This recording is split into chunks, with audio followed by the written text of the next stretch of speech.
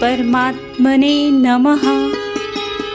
अर्जुन ने कहा कि हे भगवान, आपने अपनी माया का जो गुप्त भेद मुझे बताया है उससे मेरा अज्ञान नष्ट हो गया है, मेरा मोह भंग हो गया है। हे प्रभु, सृष्टि में प्राणियों की उत्पत्ति, संहार और आपके नाश रहित स्वरूप की गुण कीर्ति आपके मुखारविंद से सुनकर, हे कमल नयन, मेरा समस्त अज्ञान समाप्त हो गया है। आप मुझे अपने विराट स्वरूप का दर्शन कराएं। आपके उस ज्ञानमय, ऐश्वर्य युक्त, बलशाली तथा तेजस्वी स्वरूप का मैं दर्शन अभिलाषी हूँ। ऐसे विराट स्वरूप का दर्शन करने में आप मुझे असमर्थ समझते हैं तो अपने अविनाशी आत्मस्वरूप का ही मुझे दर्शन कराइए। तब भगवान श्री कृष्ण बोले कि हे अर्जुन, तू मेरे विराट स्वरूप में मेरे अनेक रूपों, वर्णों, आदित्यों, 8 वसुओं, 11 रुद्रों व दोनों अश्वनी कुमारों, 49 मरुदगणों तथा अन्य अनेक रूपों को भी देख, जिनका दर्शन तूने पहले कभी नहीं किया है।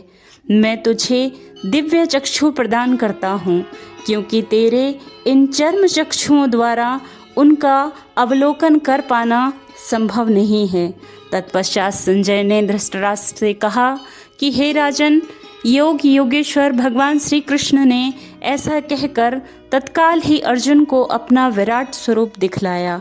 अनेक मुख और नेत्रों से युक्त तथा अद्भुत दर्शनों वाले, बहुत से दिव्य आभूषणों से अलंकृत, दिव्य शास्त्रों को हाथ में उठाए हुए, दिव्य माला और वस्त्रों को धारण किए हुए, दिव्य गंध का अनुलोपन किए हुए एवं सभी प्रकार के आश्चर्यों से युक्त, सीमा रहित उस विराट स्वरूप को सव्यसाची अर्जुन ने देखा। हे राजन, आकाश में 1000 सूर्यों के एक साथ उदय होने से जो प्रकाश उत्पन्न होगा, वह भी उस विश्व रूप परमात्मा के प्रकाश के समान नहीं हो सकेगा। अर्जुन ने उस समय अनेक प्रकार से विभक्त संपूर्ण जगत को आश्चर्यचकित होकर भगवान श्री कृष्ण के शरीर में एक जगह स्थित देखा। वह उस विश्व रूप परमात्मा को श्रद्धा भक्ति सहित नत होकर हाथ जोड़ बोले, हे परमेश्वर, आपके शरीर में संपूर्ण देवों, अनेक भूतों के समुदायों, कमल के आसन पर विराजमान ब्रह्मा, महादेव, संपूर्ण ऋषियों तथा दिव्य सर्पों को मैं देख रहा हूँ। हे जगत के पालन करता, आपके अनेक हाथ, पैर, मुख और नेत्र सभी ओर से अनंत रूप वाले हैं। हे परमात्मन, आपको मैं मुकुट युक्त, गदा युक्त और चक्र युक्त देख रहा हूँ।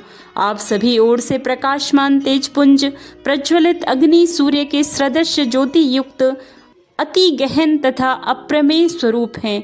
इसलिए हे भगवान, आप ही जानने योग्य परम ब्रह्म परमात्मा है। आप ही इस जगत के परम आश्रय, अनादि धर्म के रक्षक और अविनाशी सनातन पुरुष हैं। हे भगवान, स्वर्ग और पृथ्वी के बीच का संपूर्ण आकाश एवं सभी दिशाएं केवल आपसे ही परिपूर्ण हैं।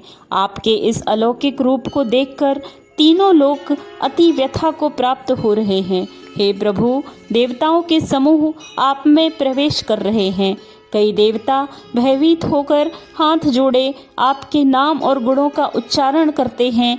महर्षि और सिद्धों के समुदाय कल्याण हो ऐसा कहकर उत्तम से उत्तम स्रोतों द्वारा आपकी स्तुति करते हैं। हे गोविंद, 11 रुद्र, 12 आदित्य, 8 वसु, सांध्यगण, विश्वदेव, अश्वनी कुमार, मरुदगण, पितरों के समुदाय तथा गंधर्व, यक्ष, राक्षस और सिद्धगणों के समुदाय विस्मित नेत्रों से आपको देखते हैं। हे भगवान, आप अनेक मुख, नेत्र, हाथ, जंघा, पैरों और उदरों वाले हैं। आपकी दाढ़ें बड़ी विकराल हैं। आपके इस भयावह रूप को देखकर सभी के साथ मैं भी भयभीत हो रहा हूँ, क्योंकि आपका यह रूप आकाश को छूता हुआ, अनेक रूपों वाला, विस्तृत मुख वाला तथा प्रज्वलित नेत्रों वाला है। आपके इस रूप को देखकर चित्त को किसी भी प्रकार से शांति प्राप्त नहीं हो रही है। भयंकर दाढ़ों व प्रज्वलित अग्नि के समान मुख को देखकर मैं दिग्भ्रमित हो गया हूँ। मुझे दिशा ज्ञान का बोध नहीं रहा। हे गोविंद, आपके इस विराट स्वरूप से मैं तृप्त हो गया हूँ, अतः अब आप शीघ्र ही प्रसन्न हो जाइए। हे प्रभु, आपके इस विश्व स्वरूप में मुझे धृतराष्ट्र के पुत्र और सहयोगी राजा आपके मुख में प्रविष्ट होते दिख रहे हैं। भीष्म पितामह, द्रोणाचार्य, कर्ण व हमारे पक्ष के अनेक प्रमुख योद्धागण भी आपके इस विराट मुख में समाते दिखाई पड़ रहे हैं। आपके अनेक योद्धागण दांतों के मध्य चूर्ण अवस्था में दिख रहे हैं। हे भगवान, आपके इस रूप को देखकर मैं आश्चर्यचकित हूँ। अनेक वीर आपके मुख में इस तरह समाते दिख रहे हैं जिस तरह अनेक नदियाँ वेगवती धारा के साथ समुद्र में समा जाती हैं। जैसे पतंगे मोह के वश होकर नष्ट होने के लिए प्रज्वलित अग्नि में अति वेग से प्रवेश करते हैं, वैसे ही यह सब लोग भी अपने सर्वनाश के लिए आपके मुखों में अति वेग से प्रवेश करते दिख रहे हैं। हे परमेश्वर, आप उन संपूर्ण लोगों को प्रज्वलित मुखों द्वारा ग्रसते और सभी ओर से चाटते नजर आ रहे हैं। आपका उग्र प्रकाश संपूर्ण जगत को अपने तेज के द्वारा परिपूर्ण करके तपायमान करता है। हे प्रभु, कृपया मुझे बताइए कि आप उग्र रूप वाले कौन हैं। हे देवाधिदेव, आपको मेरा नमस्कार है। मैं आपको तत्व से जानना चाहता हूँ, क्योंकि आपकी प्रवृत्ति को मैं नहीं जानता। अर्जुन के पूछने पर भगवान श्री कृष्ण बोले कि हे अर्जुन, मैं लोगों का नाश करने वाला बड़ा हुआ महाकाल हूँ। इस समय इन लोगों को नष्ट करने के लिए प्रवृत्त हुआ हूँ। प्रतिपक्षियों की सेना में जो योद्धा हैं, वे सब तेरे द्वारा युद्ध न करने पर भी मृत्यु को प्राप्त होंगे। इसलिए हे कौन्तेय, तू युद्ध के लिए खड़ा हो। युद्ध को जीत कर यश की प्राप्ति कर और धन धान्य से संपन्न राज्य को भोग, क्योंकि यह सब सूरवीर पहले से ही मेरे द्वारा मारे हुए हैं। हे सव्यसाची, तू तो केवल निमित्त मात्र है, क्योंकि द्रोणाचार्य, भीष्म पितामह, जयद्रथ तथा कर्ण आदि बहुत से सूरवीर योद्धा मेरे द्वारा पहले ही मारे हुए हैं। तू भयभीत ना हो, इनसे युद्ध कर। निसंदेह तू युद्ध में दुश्मनों पर विजय प्राप्त करेगा। भगवान श्री कृष्ण के यह वचन सुनकर संजय ने धृतराष्ट्र से कहा कि हे राजन, देवकी नंदन के इन वचनों को सुनकर अर्जुन हाथ जोड़कर उन्हें प्रणाम करके बोले कि हे भगवान, यह योग्य ही है कि आपके नाम और प्रभाव के कीर्तन से यह जगत आनंद को तथा अनुराग को प्राप्त हो रहा है। हे अंतर्यामी, यह सृष्टि आपसे ही पूरित है। आप ही यम, वायु, वरुण, अग्नि, चंद्रमा एवं प्रजापति ब्रह्मा को उत्पन्न करने वाले हैं। हे दीनानाथ, आपको बारंबार नमस्कार है। अब तक मैं आपकी महिमा से अनभिज्ञ था। मित्रता भाव में मैंने आपको हे सखा, हे कृष्ण, हे यादव आदि संबोधनों से हठात ही अगर संबोधित किया हो, अथवा विहार, शय्या, आसन, भोजन आदि में अकेले अथवा सखाओं के सामने मेरे द्वारा आपका परिहास किया गया हो, उन सब अपराधों के लिए मैं आपसे क्षमा चाहता हूँ। हे परमेश्वर, पिता जैसे पुत्र के, सखा जैसे सखा के और पति जैसे अपनी प्रिय स्त्री के अपराधों को क्षमा कर देता है, वैसे ही आप मेरे भी अपराध क्षमा करें। हे गोविंद, मैंने आपका ऐसा विश्व रूप पहले कभी नहीं देखा, इसलिए मुझे आश्चर्य हो रहा है। आपके इस रूप का दर्शन करके मन तो पुलकित हो उठा है, लेकिन मैं भयभीत हो रहा हूँ।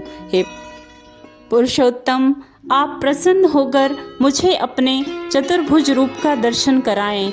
इस पर भगवान श्री कृष्ण बोले कि हे अर्जुन, मेरे जिस विराट रूप का तूने दर्शन किया है वह देवताओं को भी दुर्लभ है। तू मेरा परम प्रिय है, अतः मैंने तुझे अपने इस रूप के दर्शन कराए।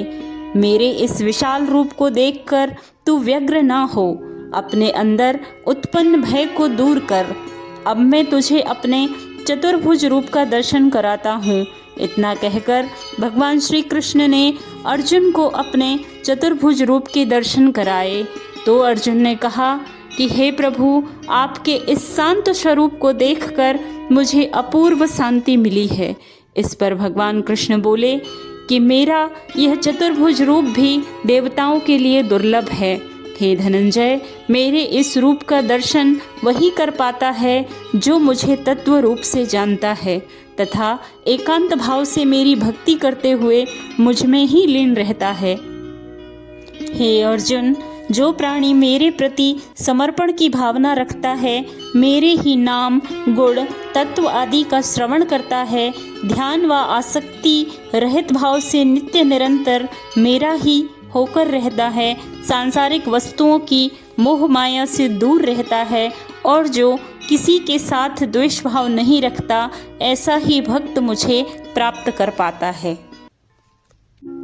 जिस प्रकार तुमने मुझको देखा है, इस प्रकार चतुर्भुज रूप वाला भी मैं न वेदों से, न तप से, न दान से, न यज्ञ से ही देखा जा सकता हूँ। परंतु हे अर्जुन, अनन्य भक्ति के द्वारा इस प्रकार चतुर्भुज स्वरूप वाला मैं प्रत्यक्ष देखने के लिए, तत्व से जानने के लिए तथा प्रवेश करने के लिए अर्थात एक ही भाव से प्राप्त होने के लिए सज्ज हूँ। अनन्य भक्ति से युक्त मेरा भक्त मुझे ही प्राप्त होता है। श्री कृष्ण और अर्जुन का संवाद विश्वरूप दर्शन योग नामक 11 अध्याय समाप्त हुआ। जय श्री कृष्ण।